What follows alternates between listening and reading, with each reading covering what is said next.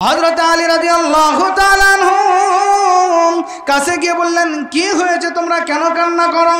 তারা ডাকতে বলে, কয়েকদিন যাবত আমাদের পেটের মধ্যে খাবার যায় না, আমরা ক্ষুধার্ত, মেহেরবানি করে আমাদেরকে খাবারের ব্যবস্থা করুন। হযরত আলী রাদিয়াল্লাহু তাআলা আনহু 6 দিরহাম তাদেরকে দান করে দিলেন। আল্লাহু আকবার বলেন। 6 দিরহাম দান করিয়া হযরত আলী রাদিয়াল্লাহু তাআলা আনহু যখন বাড়ির দিকে রওনা দিলেন, রাস্তার মধ্যে দেখেন একজন বয়োবৃদ্ধ একজন মানুষ উট নিয়ে দাঁড়িয়ে আছে। হযরত আলী রাদিয়াল্লাহু তাআলা আনহুকে দেখা মাত্র বলে, হে যুবক, আমি এই উটটি বিক্রি করতে চাই, তুমি কি উটটা ক্রয় করবে? হযরত আলী রাদিয়াল্লাহু তাআলা আনহু বলেন, আমার কাছে তো কোনো দিরহাম নাই, কোনো টাকা পয়সা কোনো কিছু নাই, আমি আপনার এই উটটা কিভাবে ক্রয় করব? এইবার মুরব্বি ডাক দিয়ে বলে, যুবক, তুমি যদি এই উটটি ক্রয় করতে চাও, আমি তোমাকে এই উটটি বাকিতে বিক্রি করব। কত দিরহামে বিক্রি করবেন বলেন? এবার উট বিক্রেতা বলে, 100 দিরহাম। কয় দিরহাম? 100 দিরহাম। হযরত আলী রাদিয়াল্লাহু তাআলা আনহু একবার উটের দিকে তাকায়, একবার ওই লোকের দিকে তাকায়। এত সুন্দর উট আল্লাহর জমিনে আর কখনো দেখি নাই। এত সুন্দর উট কেমনে 100 দিরহাম হয়? এই উটটা যদি হাটের মধ্যে উঠানো হয় 400-500 দিরহামের কাস্টমার অনেক পাওয়া যাবে। কি ব্যাপার, মাত্র 100 দিরহাম। হযরত আলী রাদিয়াল্লাহু তাআলা আনহু 100 দিরহামের বিনিময়ে বাকিতে কিনিয়াম রাস্তা দিয়ে যখন রওনা দিয়ে দিলেন, কিছুক্ষণ পর যাওয়ার পরে দেখে আরেকজন মুরব্বি দাঁড়িয়ে আছে। এবার মুরব্বি হযরত আলী রাদিয়াল্লাহু তাআলা আনহুকে ডাক দিয়ে বলে, হে যুবক, তুমি কি এই উটটি বিক্রি করতে চাও? হযরত আলী রাদিয়াল্লাহু তাআলা আনহু ডাক দিয়ে বলেন, হ্যাঁ, আমি এই উটটা বিক্রি করতে চাই। কত দিরহামে বিক্রি করবা? তুমি কত দিয়ে ক্রয় করেছো? হযরত আলী রাদিয়াল্লাহু তাআলা আনহু মুরব্বি ডাক দিয়ে বলেন, মুরব্বি, আমি এই উটটা কিনেছি 100 দিরহামে। কয় শত দিরহামে? দেখছেন কেমন? অথচ আমরা যখন দোকানে কিনতে যাই, কয় আল্লাহর কসম, এটা আমি এটা দিয়ে কিনতেও পারিনি। আছে না এরকম ব্যবসায়ী? হযরত আলী রাদিয়াল্লাহু তাআলা আনহু 100 দিরহামে কিনেছেন। মুরব্বিকে ডাক দিয়ে বলেন, আমি 100 দিরহামে কিনেছি। মুরব্বি ডাক দিয়ে বলি, তুমি যদি আমার কাছে এই উটটা বিক্রি করতে চাও, আমি তোমাকে 160 দিরহাম দিব। জোরে জোরে বলেন না সুবহানাল্লাহ। নাসিরকান্দি পূর্বপাড়া জামে মসজিদের উন্নতিকল্পে বিরাট ইসলামী জালসা হালকায় জিকিরের সম্মানিত সভাপতি এবং উপস্থিত আছেন প্রধান বক্তা, দ্বিতীয় বক্তা এবং আমার আগেও আলোচনা করেছেন অনেক ওলামায়ে কেরাম, অত্যন্ত গুরুত্বপূর্ণ তারা আলোচনা করেছেন। আসলে আমি আপনাদের মাঝে আলোচনা করার যোগ্যতা আমার নাই বললেই চলে। তারপরে আল্লাহ পাক রব্বুল আলামিন আপনাদের মাঝে এনেছেন। যদি আল্লাহ পাক রব্বুল আলামিন কিছু কথা বলবার সুযোগ দেন তাহলেই বলবো ইনশাআল্লাহ। আজকের আলোচনার কোনো ভূমিকা নেব না, আমি বয়ানের দিকে চলে যাব। তার আগে আমি একটি গজল দিয়ে শুরু করি। কেমন করে ঘুমাও তুমি,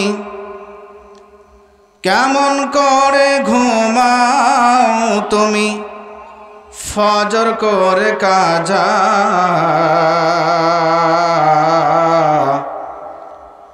এমন তো হতে পারে জোহরে জানাজা তোমার, এমন তো হতে পারে জোহরে জানাজা। কথা বলেন ঠিক কি না? হতে পারে কি পারে না? কেমন করে ঘুমাও তুমি ও মানুষ, কেমন করে ঘুমাও তুমি, ফজর করে কাজা, এমন তো হতে পারে জোহরে জানাজা তোমার, এমন তো হতে পারে জোহরে জানাজা। মুসলিম হয় না জন্ম নিলেই মুসলমানের ঘরে, কাফের মুমিন তফাতটা হয় সালাতের উপরে, মানুষ সালাতের উপরে। মুসলিম হয় না জন্ম নিলেই মুসলমানের ঘরে, কাফের মুমিন তফাতটা হয় সালাতের উপরে। এই জীবনে সালাত যেন মানুষ, এই জীবনে সালাত যেন হয় না কভু কাজা। এমন তো হতে পারে জোহরে জানাজা তোমার, এমন তো হতে পারে জোহরে জানাজা। কেমন করে ঘুমাও তুমি, কেমন করে ঘুমাও তুমি ফজর করে কাজা। এমন তো হতে পারে জোহরে জানাজা তোমার, এমন তো হতে পারে জোহরে জানাজা। হতে পারে কি পারে না? মুসলমান ভাইরা রে আমার, কত জায়গাতে দেখা যায় ঘুমের ঘরে মানুষ ঘুমায় যায়, কিন্তু চির জীবনের জন্য ঘুমায় যায়, এমন রেকর্ড আছে না নাই? ঘুমের ঘরে মানুষ ঘুমায় কিন্তু সকালবেলা আর জাগ্রত হয় না, এমন নজির অনেক আছে রে বাবা। আল্লাহ নবী, বিশ্ব নবী রাহমাতুল লিল আলামিন তার সাহাবীদেরকে বলেন, সাহাবারা আমি যে সুন্নতটা রেখে গেলাম, আল্লাহ তাআলার যে বিধানগুলো রেখে গেলাম, যদি কোনো বান্দা আমার এই সুন্নতগুলো অবলম্বন করতে পারে, আল্লাহ তাআলার দেওয়া বিধান হুকুম যদি পালন করে, তাহলে ওই বান্দারা কবরে যায় পাইবেন নাজাত। আর যদি কোনো বান্দা যদি আমার এই সমস্ত বিধান হুকুমগুলো যদি পালন না করে, তাদের জন্য অন্ধকার কবরটা হয়ে যাবে সাপের কবর। জোরে বলেন না নাউজুবিল্লাহ। কিসের কবর?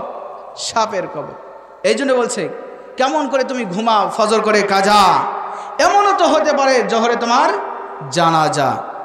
মুসলমান ভাইরা আমার, আল্লাহ পাক রব্বুল আলামিন কুরআনুল কারীমের মধ্যে বলে দিলেন, আল্লাহ পাক রব্বুল আলামিন শুধুমাত্র সমস্ত মাখলুকের মধ্যে মানুষ এবং জিনকে আল্লাহ তাআলার ইবাদত আর বন্দেগী করবার জন্য পাঠিয়েছেন। যদি কোনো বান্দা আর বান্দি আল্লাহ তাআলার হুকুম যদি পালন না করি, আল্লাহ তাআলার হুকুম আহকাম যদি পালন না করে, ওই কবরে যাওয়ার সঙ্গে সঙ্গে তার কবরের মধ্যে আযাব শুরু হয়ে যাবে। ইয়া বন্ধু, ইয়া বাবাজি, আল্লাহ পাক রব্বুল আলামিন কুরআনুল কারীমের মধ্যে বলেন, আল্লাহ পাক রব্বুল আলামিন বলেন, কুল্লু নাফসিন যায়িকাতুল মাউত।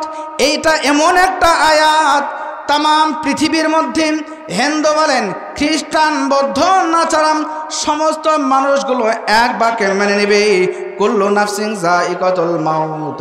সমস্ত প্রাণীকে মৃত্যুর স্বাদ গ্রহণ করতে হবে, এটা আমরা বিশ্বাস করি কি করি না? সমস্ত মানুষ, চাই মুসলমান হোক, চাই সেটা ইহুদি হোক, চাই সে বিভিন্ন ধর্মের হোক না কেন, সকল মানুষ এক বাক্যে মানবি আমাদেরকে মৃত্যুবরণ করতে হবে। কিন্তু মৃত্যুবরণ করার আগে যে হুকুমগুলো আমরা পালন করতে হবে, যে হুকুমগুলো আহকামগুলো মানতে হবে, এই সমস্ত হুকুম আর আহকাম যদি আমরা না মানি, ওই কবরের মধ্যে গেলে কিন্তু বাবা কখনোই আমাদের জান্নাত পাওয়া সম্ভব নয়, জাহান্নাম ছাড়া কোনো উপায় নাই। ইয়া বন্ধু, ইয়া বাবাজি, আল্লাহ নবী, বিশ্ব নবী রাহমাতুল লিল আলামিন সাহাবীদেরকে বলেন, সাহাবারা রে, দুনিয়ার মধ্যে যদি বাবা দুনিয়ার মধ্যে যদি নেক আমল করতে পারো, যদি তোমরা ঠিকমতো সালাত আদায় করতে পারো, যদি তোমরা আল্লাহ তাআলার হুকুম বিধানগুলো যদি আমল করতে পারো, ইয়া বন্ধু, ইয়া বাবাজি, তাহলে তোমাদের হবে জান্নাত, তোমাদের জন্য জাহান্নাম। বদ আমল করলে জাহান্নাম, নেক আমল করলে জান্নাত।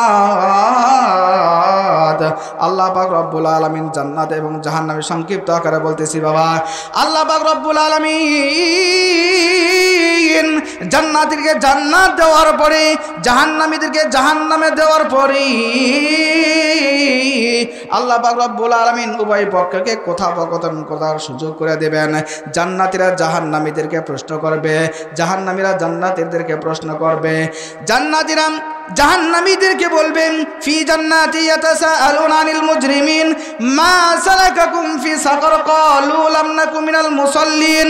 জান্নাতীরা জাহান্নামীদেরকে বলবে ভাই দুনিয়ার মধ্যে একই সমাজে একই সাথে চলাফেরা করলাম, একই সঙ্গে বিজনেস করলাম, একই সঙ্গে ঘোরাফেরা করলাম, আল্লাহ পাক রব্বুল আলামিন আজকে তোমাদেরকে জাহান্নামে দিল, সাকর নামক জাহান্নামে দিল, কিন্তু আল্লাহ পাক রব্বুল আলামিন আমাদেরকে জান্নাত দিল। এটা তার কারণটা কি?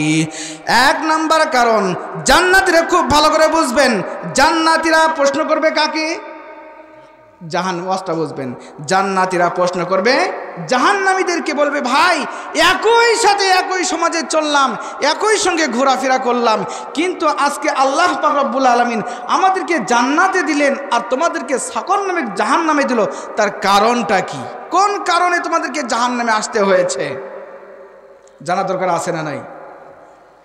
আল্লাহর পয়গম্বর বলেন যদি 4টা বদ খাসলত বদ আমল যদি কোনো বান্দার মধ্যে থাকে সে জাহান্নামে যাবে। কয়টা? 4টা। 1 নাম্বার, জাহান্নামীরা সাকর নামক যখন জাহান্নামের মধ্যে যাবে আল্লাহ পাক রব্বুল আলামিন জান্নাতি এবং জাহান্নামীদের কি উভয় পক্ষকে কথা বলবার সুযোগ করে দিবেন।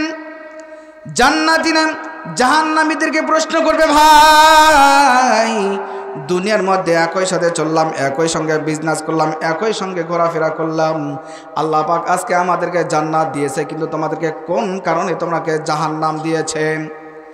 জাহান্নামীরা ডাক দিয়ে বলবে ভাই দুনিয়ার মধ্যে সব কিছুই করতাম, কিন্তু ক্বালু লাম নাকু মিনাল মুসাল্লিন, আমরা দুনিয়ার মধ্যে মুসল্লি ছিলাম না। এখন আমি আপনাদেরকে বলতে চাই মুসল্লি কারা? মুসল্লি কাকে বলে? এই এলাকায় মুসল্লি কি? যারা নামাজ পড়ে তারাই তো মুসল্লি। যারা নামাজ পড়ে তারা কি মুসল্লি। জাহান্নামীরা ডাকতে বলবেন ক্বালু লাম নাকু মিনাল মুসাল্লিন, আমরা দুনিয়ার মধ্যে সব কিছু করতাম, কিন্তু মসজিদের মধ্যে যখন আজান হয়ে যেত আমরা মুসল্লি হতাম না, আমরা নামাজ পড়তাম না, আমরা কখনোই নামাজে যাইতাম না। নামাজে না যাওয়ার কারণে আল্লাহ পাক রব্বুল আলামিন আমাদেরকে সাকর নামক জাহান্নামে দিয়েছে। জান্নাতীরা দ্বিতীয় নাম্বার ব্যক্তিদেরকে ডাকতে বলবে ভাই তোমাদেরকে জাহান্নামে আসার কি কারণ? দ্বিতীয় শ্রেণীর লোকেরা বলবে ওয়ালাম নাকুন নুতইমুল মিসকিন। দ্বিতীয় নাম্বার লোকজন বলবে ওয়ালাম নাকুন নুতইমুল মিসকিন, আমরা দুনিয়ার মধ্যে ছিলাম ধনী ব্যক্তি, আল্লাহ পাক রব্বুল আলামিন আমাদেরকে ধন সম্পদ সব কিছু দিয়েছে, কিন্তু আমরা কখনো মিসকিনদেরকে খাইতে দিতাম না। আমাদের দরজার মধ্যে যখন ভিক্ষুক দাঁড়াইতো আমরা ভিক্ষুকদেরকে খাইতে দিতাম না। আমাদের কাছে গরিব অসহায় মানুষগুলো আসতো, সাহায্যের জন্য আসতো, আমরা কখনোই তাদেরকে রিজিকের ব্যবস্থা করে দিতাম না। আর না দেওয়ার কারণে আল্লাহ পাক রব্বুল আলামিন আজকে আমাদেরকে সাকর নামে জাহান্নামে দিয়েছে। জোরে জোরে বলা যাবে নাকি নাউজুবিল্লাহ? তাহলে 1 নাম্বার কারণ হলো ক্বালু লাম নাকু মিনাল মুসাল্লিন, মুসল্লি না হওয়ার কারণে আল্লাহ পাক রব্বুল আলামিন সাকর নামক জাহান্নামে দিয়েছে। নাম্বার 2 ওয়ালাম নাকু নুতইমুল মিসকিন, নিজে ভক্ষণ করেছে, কখনো এতিম মিসকিন দরিদ্র অসহায় মানুষদেরকে খাইতে দেই নাই। খাবার না দেওয়ার কারণে আল্লাহ পাক রব্বুল আলামিন আমাদেরকে সাকর নামক জাহান্নামে দিয়েছে। কারণ পেলাম কয়টা? কথা কয় না। কয়টা কারণ? 2টা কারণ পাইলাম। 1 নাম্বার নামাজি না হওয়া, খুব ভালো করে বুঝবেন। তাহলে আমি আর আপনি যদি নামাজি না হই আমাদের স্থান জান্নাত নাকি জাহান্নাম? এখন নিজের মনকে প্রশ্ন করেন আপনি নামাজি কি না। যদি নামাজি হন তাহলে আপনি জান্নাতি, আর যদি নামাজি না হন নিজের মনকে বলেন তুমি জাহান্নামী। কথা বলেন ঠিক কি না? এটা কি আমার কথা নাকি আল্লাহ তাআলার কথা? আল্লাহ তাআলার কথা কখনো মিথ্যা হতে পারে না। সম্মানিত হাজির, কারণ গেল দুইটা, চারটার মধ্যে কয়টা গেল? দুইটা। এক নাম্বার ক্বালু লাম নাকু মিনাল মুসাল্লিন, নাম্বার 2 ওয়ালাম নাকু নুতইমুল মিসকিন, নাম্বার 3 ওয়া কুন্না নাখুদু মাল খাইদিন। ওয়া কুন্না নাখুদু মাল খাইদিন, এই বদ অভ্যাসটা ছেলে বলেন মেয়ে বলেন উভয়ের মধ্যেই আছে। সেটা কি জানেন? গীবত গাওয়া, চগলখড়ি করা, এই বদগুণ আমাদের মধ্যে আছে না নাই? গীবত কাকে বলে জানেন তো? একজনের কথা আরেকজন কাছে গিয়ে বলা, চগলখড়ি করা, এই বদগুণ যার মধ্যে থাকবে আল্লাহর নবী বলেন সে নিশ্চয় জাহান্নামে যাবে। জোরে বলেন নাউজুবিল্লাহ। তাহলে এই বদগুণ থেকে আমাদেরকে ফারেক হওয়ার দরকার আছে না নাই? আছে। নাম্বার 4 ওয়াকুন্না নাখুদু মাআল খাইদিন ওয়াকুন্না নুকাজ্জিবু বিয়াউমিদ্দিন। জান্নাতীরা 4 নাম্বার ব্যক্তিকে প্রশ্ন করবে, ভাই এর আগে একজনের জিজ্ঞাসা করলাম তারা নামাজ না পড়বার কারণে জাহান্নামে। নাম্বার 2 গরিব মিসকিন অসহায় মানুষদেরকে খাবার না দেওয়ার কারণে জাহান্নামে। নাম্বার 3 গীবত, এরপরে আপনার অশ্লীল কথা, বিভিন্ন কথার কারণে জাহান্নামে। নাম্বার 4 তাদেরকে প্রশ্ন করা হবে, ভাই তোমাদেরকে কোন কারণে জাহান্নামে নিয়ে আসা হয়েছে? তারা বলবে ওয়াকুন্না নুকাজ্জিবু বিয়াউমিদ্দিন। তারা বলবে দুনিয়ার মধ্যে সব ভালো কাজ করতাম, কিন্তু আমরা কখনো আখিরাতকে বিশ্বাস করতাম না। কাকে? ওয়াকুন্না নুকাজ্জিবু বিয়াউমিদ্দিন, আমরা কখনো আখিরাত বিশ্বাস করতাম না, কবর বিশ্বাস করতাম না, জাহান্নাম জান্নাত কোনো কিছু বিশ্বাস করতাম না। এই বিশ্বাস না করবার কারণে আল্লাহ পাক রব্বুল আলামিন আমাদেরকে সাকর নামে জাহান্নামে দিয়েছে। নাউজুবিল্লাহি মিন জালিক। এখন আপনারা প্রশ্ন করবেন, হুজুর আমরা তো সবাই মুসলমান, আমরা তো সবাই কবর, হাসর নাসর, জান্নাত জাহান্নাম সব কিছুই বিশ্বাস করি, এরা আবার কারা? হ্যাঁ, মুসলমানের মধ্যে কয়েক ধরনের মুসলমান আছে, তারা মনে করে দুনিয়াই শেষ, দুনিয়ার পরে আর কোনো জিন্দেগি নাই, কবর বিশ্বাস করে না, জান্নাত জাহান্নাম এগুলো বিশ্বাস করে না। এগুলো বিশ্বাস না করবার কারণে আল্লাহ পাক রব্বুল আলামিন তাদেরকে কোথায় রাখবেন? সাকর নামে জাহান্নামে রাখবেন। তাহলে বোঝা গেল এই 4 বদ আমল, এই 4 বদগুণ আমাদের মধ্যে যদি থাকে তাহলে আমাদের স্থান কোথায়? কথা কয় না, জাহান্নাম। আল্লাহ পাক রব্বুল আলামিন আমাদের সবাইকে জাহান্নাম থেকে মুক্ত করে জান্নাত হিসাবে কবুল করে, বলেন আমিন। মাইক হয় না। সম্মানিত হাজিরিন, এই এলাকায় আগে আমরা জানতাম যে এই এলাকায় মনে হয় ইসলাম নাই। ভুল বলতেছি। ছোটবেলাতে যখন আসতাম মনে হতো কি জানেন, এই এলাকায় মনে হয় ইসলাম নাই, যত ইসলাম মনে হয় শুধু আমাদের এলাকায়। এই এলাকায় হুজুর ওলামা ইকরাম কম দেখা যায়, এজন্য আগে মনে হতো এই এলাকায় মনে হয় ইসলাম নাই। তবে আলহামদুলিল্লাহ কয়েকটি বছর ধরে দেখতেছি এখানে ইসলামের ভালো একটা ইয়ে হয়েছে আলহামদুলিল্লাহ। এখানে মাহফিল আগে হতো না। মাহফিল কয় বছর ধরে হয় এখানে? 4-5 বছর, এই তো। যাই হোক, সময় যত আমার শেষের দিকেই আমি যে কথা বলতেছিলাম যে আল্লাহ পাক রব্বুল আলামিন এই 4 বদ আমলের কারণে আমাদেরকে দেবে জাহান্নাম। তবে 4 ধরনের ব্যক্তির পিতামাতাকে আল্লাহ তাআলা জান্নাত দেবে। কয় ধরনের? 4 ধরন। খুব ভালো করে বুঝবেন। 4 ধরনের পিতামাতাকে আল্লাহ পাক রব্বুল আলামিন জান্নাতের সুসংবাদ দিয়েছেন। সুবহানাল্লাহি ওয়া বিহামদিহি। কয় ধরনের? 4 ধরনের। এই 4 ধরনের পিতামাতার সন্তানের যদি আমরা পিতামাতা হতে পারি তাহলে আমাদের জন্য সুসংবাদ। 4টা ধরন কি দেখেন? আল্লাহ পাক রব্বুল আলামিন বলেন, যদি কোনো শহীদের বাবা, শহীদ যারা আল্লাহ তাআলার রাস্তায় জিহাদ করে, লড়াই করে নিজের তাজা জীবন আল্লাহর রাস্তায় বিলীন করে দিয়ে যারা নাকি শহীদ হয়েছে, আল্লাহ পাক রব্বুল আলামিন এই সমস্ত শুহাদাগণের পিতামাতাকে আল্লাহ তাআলা সুসংবাদ দিচ্ছেন। সুবহানাল্লাহ বলবেন না? কিন্তু আমরা এই সুসংবাদ থেকে গাফেল। কেমন? যদি ইসলামের ডাক আসে, যদি জিহাদের প্রয়োজন হয়, আমরা আমাদের সন্তানকে সেই জিহাদের ময়দানে যেতে দিতে চাই না। কথা বলেন ঠিক কি না? অথচ আল্লাহর পয়গম্বর সাল্লাল্লাহু আলাইহি সাল্লাম বলেন, যদি কোনো ব্যক্তি শহীদ হয়, ওই শহীদের বাবাকে আল্লাহ পাক রব্বুল আলামিন সুসংবাদ দিচ্ছেন। কি সুসংবাদ? সে বিনা হিসেবে জান্নাত। সুবহানাল্লাহি ওয়া বিহামদিহি। তাহলে 1 নাম্বার শুহাদাগণের বাবা। কার বাবা? শুহাদাগণের বাবা। নাম্বার 2, যেই সমস্ত পিতামাতার সন্তানরা কোরআনের হাফেজ হয় এবং আলেম হয়। কি হয়? হাফেজ এবং আলেম হয়। আল্লাহর পয়গম্বর বলেন, যখন কোনো পিতামাতার সন্তান হাফেজে কোরআন হবে আর ওই ফ্যামিলি থেকে 10 জন ব্যক্তির জন্য জাহান্নাম ওয়াজিব হয়ে গিয়েছে, এমন 10 জন জাহান্নামীকে আল্লাহ পাক রব্বুল আলামিন ওই কোরআনের হাফেজের ওসিলায় তাকে জান্নাত হিসেবে কবুল করে নেবে। সুবহানাল্লাহ। আস্তে বলেন, আরো আস্তে বলেন সুবহানাল্লাহ।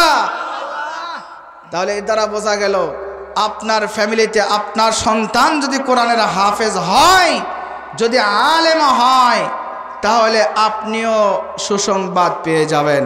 তাহলে এই সুসংবাদ পাওয়ার দরকার আছে না নাই? এখন চিন্তা করবেন, হুজুর আমি হতে পারি নাই, আমার সন্তানও হতে পারে নাই। হ্যাঁ, অপশন আছে। আপনি আপনার নাতিকে বানান। যদি ঘরের ছেলের পক্ষ থেকে যদি নাতি না থাকে, মেয়ের পক্ষ থেকে বানান, তবুও আল্লাহ পাক রব্বুল আলামিন ওই হাফেজে কোরআনের ওসিলায় আপনাকে জান্নাত দিয়ে দেবে। সুবহানাল্লাহ। দিতে পারেন কি পারেন না? তাহলে 4টার মধ্যে গেল হলো 2টা। 1 নাম্বার হলো শুহাদাগণের বাবা। নাম্বার 2 কোরআনের হাফেজের পিতা এবং মাতা। নাম্বার 3 যেই সন্তানটা নাবালেগ অবস্থায় মারা যায়। আমাদের সমাজে এরকম নাবালেগ সন্তান মারা যায় কি যায় না? মারা যায়। আল্লাহর পয়গম্বর বলেন, যখন কোনো নাবালক সন্তান মারা যায়, এটা তার জন্য জান্নাত ওয়াজিব হয়ে যায়। সুবহানাল্লাহ। কেমন করে জানেন? এই ছোট্ট ছোট্ট নাবালেগ বাচ্চাগুলো আল্লাহ পাক রব্বুল আলামিন তাদেরকে যখন জান্নাতে দিবে, তারা জান্নাতে যাবার আগে আল্লাহকে বলবে, আল্লাহ দাঁড়াও, তোমার সঙ্গে আমার কিছু কথা আছে। কি কথা? কয়, আল্লাহ দুনিয়াতে থাকা অবস্থায় আমার পিতা মাতার আদর যত্ন মহব্বত থেকে তুমি আমাকে বঞ্চিত করেছ। ও আল্লাহ, আমার পিতা মাতাকে সঙ্গে না দেওয়ার আগ পর্যন্ত আমি জান্নাতে যাব না। সুবহানাল্লাহ বলবেন না? আল্লাহু আকবার। বাইতুল হামদ নামক তারা জান্নাতে থাকবে। তারা জান্নাতে যাওয়ার আগে আল্লাহকে বলবে, আল্লাহ গো, ততক্ষণ পর্যন্ত আমরা জান্নাতে যাব না যতক্ষণ না পর্যন্ত আপনি আমার মা এবং বাবাকে আমার সঙ্গে না দেবেন। আল্লাহ পাক রব্বুল আলামিন তখন ফেরেশতাকে বলবে, ফেরেশতারে বেকায়দায় তো হয়ে গেল, এরা তো মা বাবা ছাড়া তো জান্নাতে যাবে না, কি করা যায়? তোমরা তার মা বাবার রূপ ধারণ করো। কি করো? মা বাবার রূপ ধারণ করো। মা বাবার চেহারা রূপ ধারণ করে ফেরেশতারা সন্তানগুলো কোলে উঠবে, তার নাকটা মা বাবার নাকের কাছে নেবে, কিন্তু মা বাবার মতো তাদের কাছে লাগবে না। আল্লাহু আকবার বলবেন না? মুসলমান ভাইরা আমার, ছোট্ট নাবালক ফেরেশতার কোলের মধ্যে উঠবে। কোলের মধ্যে উঠিয়া নিজের নাকটা মা বাবার নাক মনে করিয়া মা বাবার নাকের কাছে নিবে, কিন্তু মা বাবার মতো মনে হবে না। সন্তান ডাকতে বলবে, আল্লাহ এরা আমার মা বাবা নয়, ও মালিক, যতক্ষণ না পর্যন্ত আমার মা বাবাকে আমার কাছে না এনে দিবা ততক্ষণ পর্যন্ত আমি জান্নাতে যাব না। আল্লাহ পাক রব্বুল আলামিন ফেরেশতাদেরকে বলবে, ফেরেশতারি এই সন্তানের বাবারা তো জাহান্নামী, এদেরকে তো জান্নাত দেওয়া যাবে না, তবে এই সন্তানের ওসিলায় আজকে তাদেরকে জাহান্নামের থেকে নাম কেটে দিয়ে তাদেরকে আমি জান্নাতি হিসাবে কবুল করে নিলাম। কিন্তু আমরা কি করি জানেন? ছোট্ট বাচ্চা যখন মারা যায়, হায় আল্লাহ, কত কান্না কাটে, আল্লাহকে দোষ দিয়ে শেষ। কথা বলেন ঠিক কিনা? তাহলে এর দ্বারা বোঝা গেল, 1 নম্বরে হলো শুহাদাগণের পিতামাতা, নাম্বার 2 কোরআনের হাফেজদের পিতামাতা, নাম্বার 3 ছোট্ট নাবালক সন্তান মেয়ে এবং ছেলে যখন মারা যাবে ওই সন্তানের ওসিলায় আল্লাহ পাক রব্বুল আলামিন পিতামাতাকেও জান্নাতি হিসেবে কবুল করে নেবেন। সুবহানাল্লাহ। ওলামা ইকরামরা দোয়া করতেন জানেন, আল্লাহ আমার ছোট্ট সন্তানের মধ্য থেকে একটা সন্তান নিয়ে নাও। কেন? কারণ আল্লাহ পাক রব্বুল আলামিন গ্যারান্টি দিয়েছেন যদি ছোট্ট সন্তান মৃত্যুবরণ করে তার জন্য জান্নাত ওয়াজিব। আমাদের নেক আমলের কারণে আমরা জান্নাত পেতেও পারি নাও পারি, কিন্তু একটা ওসিলায় তো আমরা জান্নাত পেতে পারি। নাম্বার 4, অনেক সময় আমাদের সমাজে প্রতিবন্ধী সন্তান দেখা যায় কি যায় না?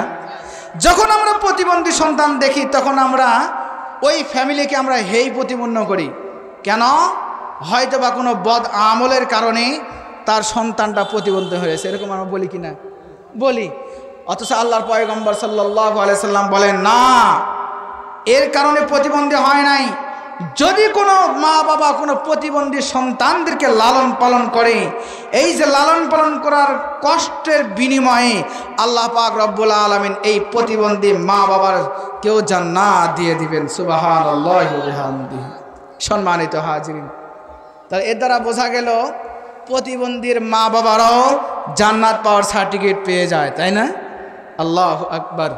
আসেন এরপরে আমি একটি হাদিস তেলাওয়াত করেছি। وقال رسول الله صلى الله عليه وسلم إذا مات الإنسان انقطع عنه عمله إلا من ثلاثة। আল্লাহ নবী বিশ্ব নবী রাহমাতাল লিল আলামিন তার উম্মতদেরকে জানিয়ে দেন, এ উম্মতেরা, যখন কোনো মানুষ মৃত্যুবরণ করে, মৃত্যুবরণ করার সঙ্গে সঙ্গে মানুষের যাবতীয় সমস্ত আমল বন্ধ হয়ে যায় ইল্লা মিন সালাসা, তবে 3টি আমল বন্ধ হয় না। কয়টা আমল? ইয়া মুসলমানের বাবাজি,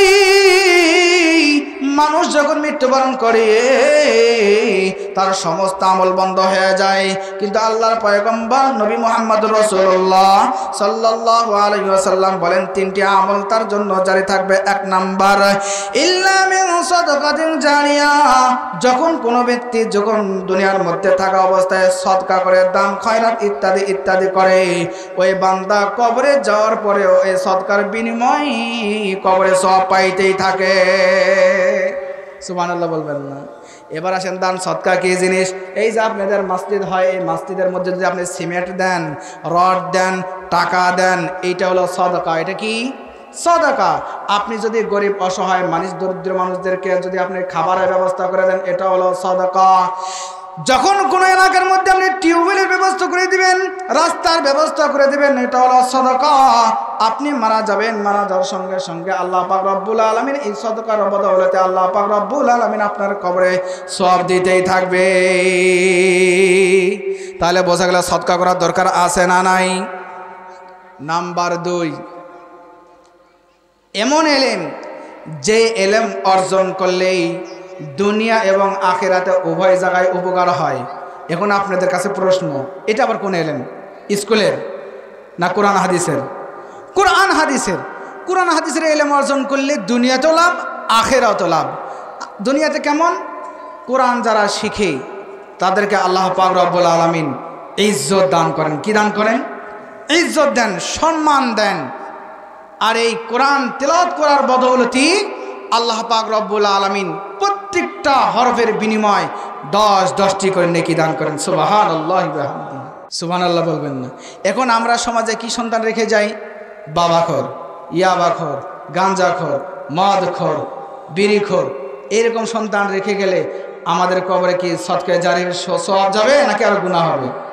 এই জন্য প্রত্যেকটা মা বাবার উচিত কর্তব্য আপনার সন্তানকে ফিরে আনুন। যারা ভুল পথে পা বাড়িয়েছে তাদেরকে ফিরে আনুন। যদি ফিরে এনে যদি কবরে যেতে পারেন, আর আপনার সন্তান যদি ভালো হয়ে যায়, আপনার জন্য দোয়া করবে।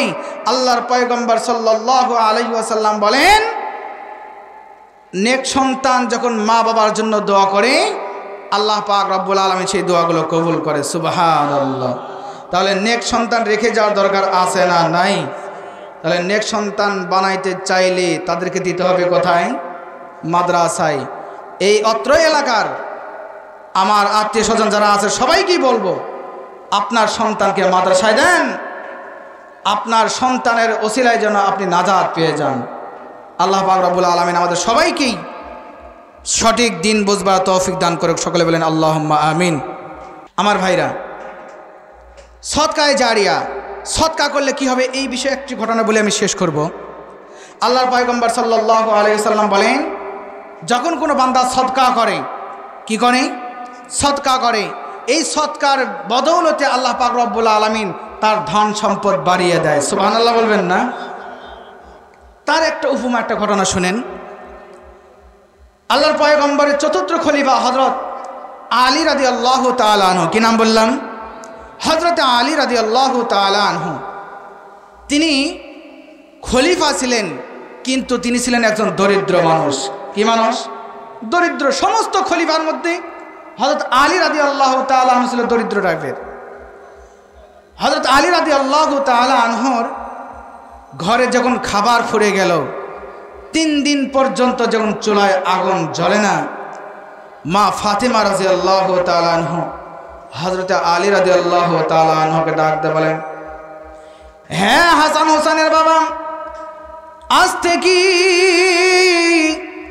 3 দিন পর্যন্ত আমাদের চুলায় আগুন জ্বলে না। ও হাসান হোসেনের বাবা, আপনি হয়তো সহ্য করতে পারেন, আমিও হয়তো সহ্য করতে পারলাম, কিন্তু আমাদের হাসান হোসেন তো সহ্য করতে পারে না। ও মেহেরবানি করে কিছু খাবারের ব্যবস্থা করেন। হযরত আলী রাদিয়াল্লাহু তাআলা আনহু ডাক দিয়ে বলে, ফাতেমা রে, কি খাবারের ব্যবস্থা করব? আমার কাছে তো কোনো পয়সা নাই।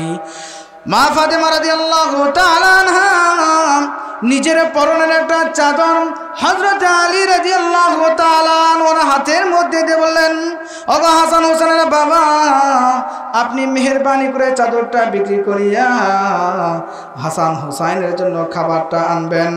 হযরত আলী রাদিয়াল্লাহু তাআলা আনহু চাদরটা নিয়ে বিক্রি করলেন মাত্র 6 দিরহামে। কয় দিরহাম? 6 দিরহামে বিক্রি করিয়া নিজের সন্তানদের জন্য খাবার কিনবে, এইটা একটা মনের মধ্যে ভাব। হাস্যজ্জ্বল চেহারা নিয়ে যখন বাড়ির দিকে রওনা দিয়েছে, রাস্তার মধ্যে থেকে কয়েকজন মানুষ, ক্ষুধার্ত মানুষ কান্না করে। হযরত আলী রাদিয়াল্লাহু তাআলা আনহু কাছে গিয়ে বললেন, কি হয়েছে, তোমরা কেন কান্না করো? তারা ডাক দিয়ে বলে, কয়েকদিন যাবত আমাদের পেটের মধ্যে খাবার যায় না, আমরা ক্ষুধার্ত, মেহেরবানি করে আমাদেরকে খাবারের ব্যবস্থা করুন।